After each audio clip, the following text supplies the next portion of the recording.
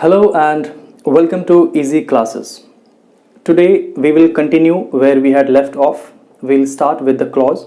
Yesterday I remember in my first video I talked about the basics of clause, and today we will go ahead, a step ahead, and we'll talk about subordinate clauses and the various kinds of subordinate clauses. There we had to learn about noun clause, adverb clause and adjective clause. So in this video today, since this video will be longer, so I'll avoid adverb and adjective clause for today, but yes, I'll cover today the noun clause and the basics about noun clause, how you can identify in a sentence whether this clause is a noun clause or an adjective clause or an adverb clause.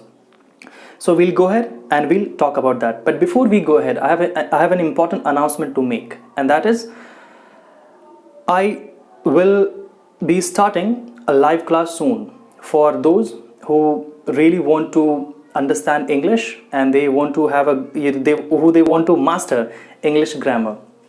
So we'll start, and this class I'll tell you the time and the date, but not now, but shortly I'll be coming up with that.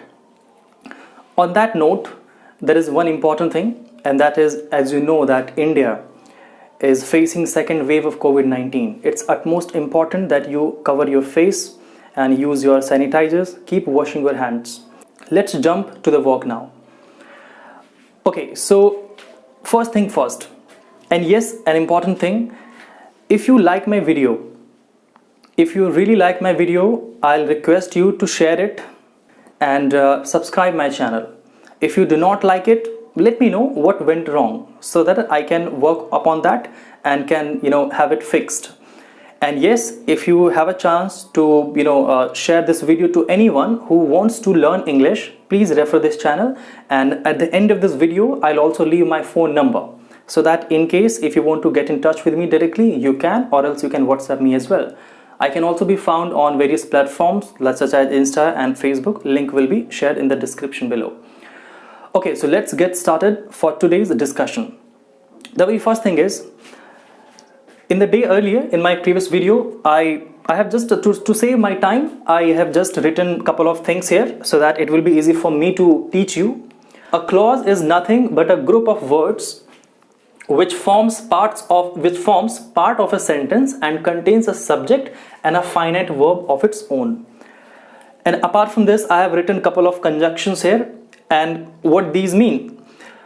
Basically, if your sentence starts with these conjunctions, you can say loud and clear that the upcoming sentence or the next sentence is your subordinate clause. That should not be your principal clause. For example, if I take an example here, if I talk about because, if your sentence, in the middle of your sentence, if there is a term called because, if two words or two parts of a sentence are connected with the word because, so the next part will be your subordinate clause. Please remember that, and if you want to take a screenshot, you can, so that it can help you further.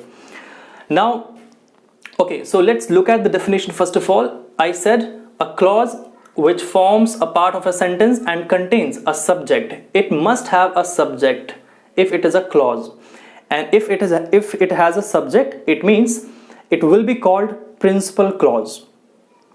It should have finite verb.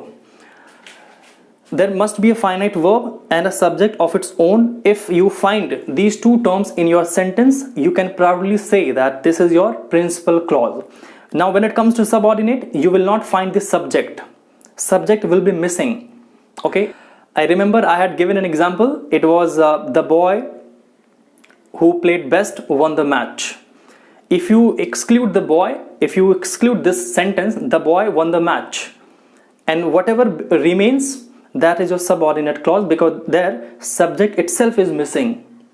So you can identify if in a sentence, if you do not find any subject, in that case, that is a subordinate clause. Alright, so let's begin with noun clause. You understand the term noun. Noun in itself is a subject. If you take any sentence for that matter, I am a boy, or she is going there, whatever it could be the sentence, you have a subject and your subject is your noun. Noun clause means in a sentence, if you figure out if there is a clause that works as a noun, I'll repeat myself.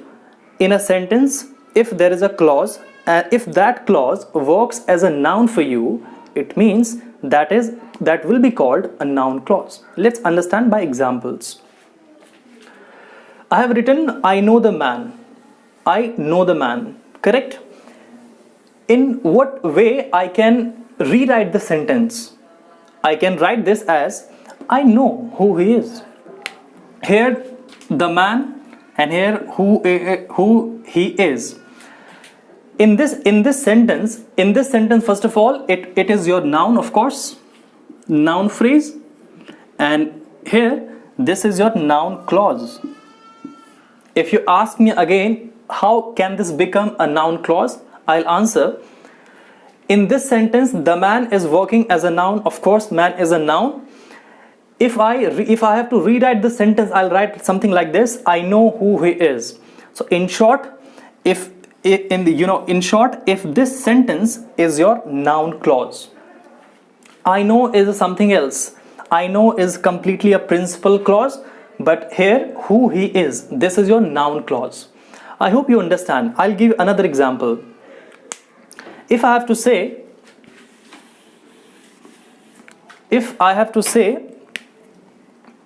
the amount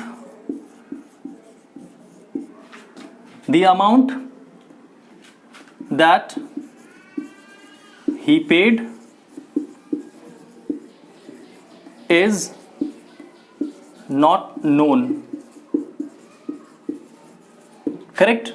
I said the amount that he paid is not known. Number one, how can I rewrite the sentence using a noun clause? I'll write here in this sentence, this is your noun phrase, of course. I'll say, what he paid is not known. Sorry for my writing. Okay, so I wrote what he paid is not known, and in this sentence what he paid is actually working as a noun for you. So if it is working as a noun, we will say that this is your noun clause. You don't have to think about this. In a sentence, just find out the noun, and if you can rewrite the sentence, well and good. Just rewrite the same sentence. Whatever you get, that will be called a noun clause. You don't have to mug up these details. Just for your understanding, this is important. I told you in the first sentence where I had written, I know the man, I can simply rewrite the sentence by using who he is. So who he is becomes your noun clause. And the same, the amount, I have changed it to what he paid. This becomes your noun clause. I hope this is clear for you. And if I take another example, let me give you that. If I say, just a second.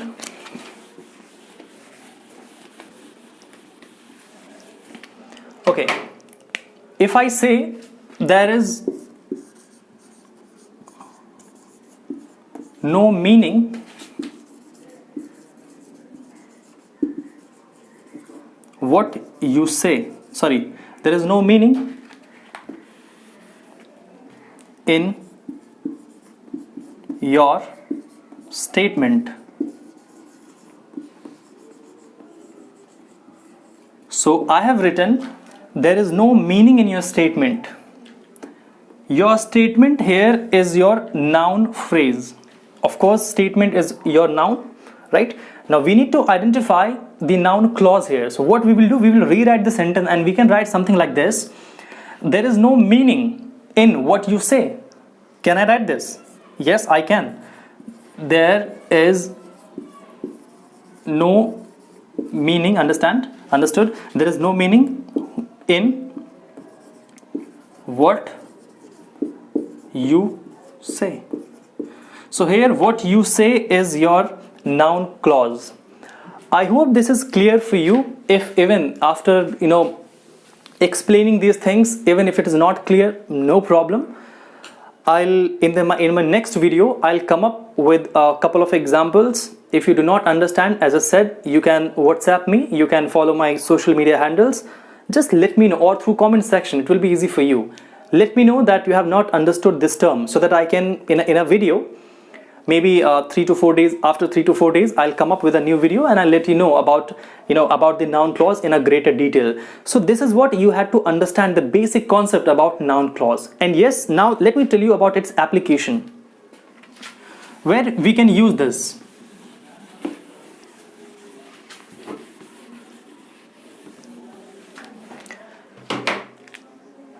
Okay, we can use noun clause as a subject,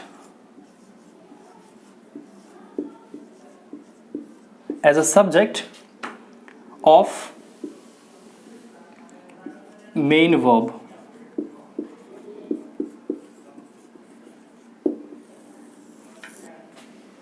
Oh, I'm so bad at writing on the board. Okay, so first application of noun clause is as a subject of main verb. What do you understand by the main verb? Let me give you an example. If I say, what you say is completely true. What you say is completely true. Here, what is your main verb? First of all, let's understand what is the main verb here. So the main verb that we have is. You will say is your helping verb, but I'll say, if in a sentence, if there is only one verb, if there is only one verb, it means that verb will be your main verb. Now you can also say, what about saying this also works like verb, this is also verb, so both are verbs here? No. In this sentence, what you say, this is working as your subject. I'll tell you how. This is your basically subject, and this is your main verb. Sentence is, what you say is completely true.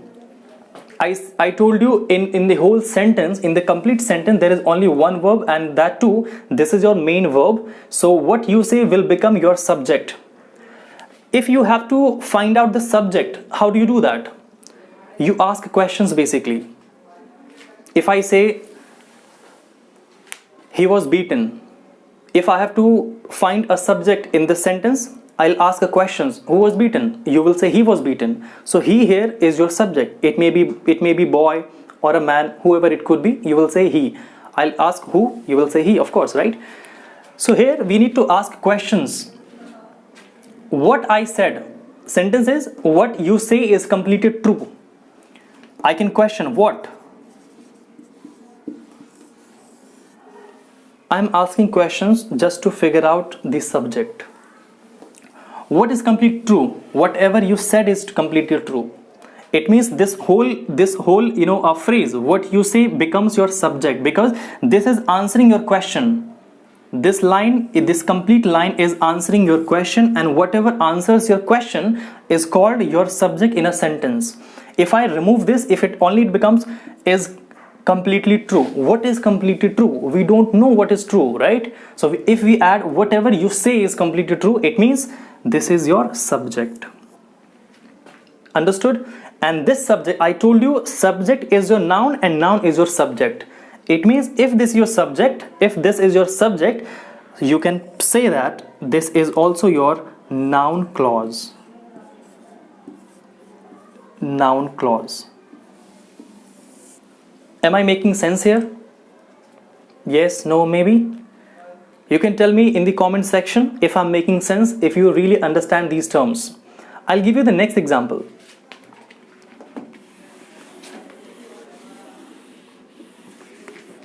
And the next example is, that he is honest is doubtful. That he is honest is doubtful.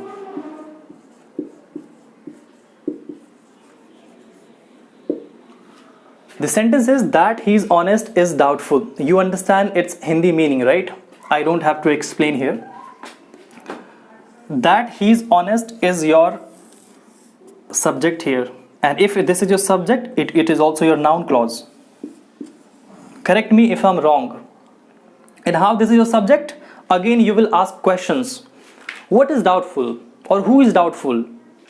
Your answer should be that he is honest is doubtful. It means his honesty is doubtful. We cannot trust that guy. His honesty is questionable, is doubtful. So you got your subject. If this line answers your question, it means this is your subject. And if this is subject, it becomes your noun clause. So in any sentence, for that matter, in any sentence, if you come across kinds of these sentences that I have told you, if you are able to question what, whom, whose, if you get your answers within, from that sentence, it means you have your subject. If you have your subject, you can proudly say that this is your noun clause. So first thing first, noun clause, I was talking about its application. So I told you that it can work as a subject of a main verb. So here this is your main verb. And please understand, if there is a sentence, I'll repeat myself, if there is a sentence and if there is only one verb, be it helping, be it main, if there is only one verb, that sentence, the verb in that sentence will be called as a main verb. For example, if I say I go, this is your main verb. If I say I am poor, again this is your main verb. This is not a helping verb, this is your main verb. In a sentence, if there are two verbs, in that case, the second verb, or as per is MR will be your helping verb and the main verb would be your ordinary verbs, would be your main verbs. I hope this is clear to you. So this was about its application. This was about the application of a noun clause as a subject of a main verb. So here we can understand that it is working as a subject for our main verb. It is working as a subject for our main verb. I hope you were able to understand this. If not, as I said, do let me know through comment section. I have no problem repeating myself again and again. All right. Now let's check the third example. And this is a beautiful phrase, and this is what can not be cured must be endured.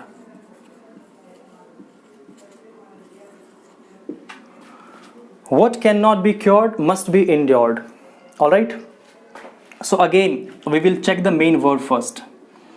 We have the main verb here. This works as a modals. Must is your main verb in this sentence. And now again you have to question what should be endured. Question you can ask, if you remove this line, if you hide this line, you have only this must be endured. You don't know what should be endured, right? You will ask questions, what should be endured? You will say what cannot be cured, that should be endured, right? So this becomes your subject for this main verb must. And if this is subject, you can proudly say that this is your noun clause. So I'll repeat myself. In a sentence, first of all, you need to identify the main verb. If you're able to identify the main verb, ask questions. Check if the subject is available in your sentence. And how can you check? By asking questions. Who, what, whom. When you ask these questions, if you got your answer through the same line, through the same sentence, it means you have a subject. And if you have a subject, it means you have a noun clause as well.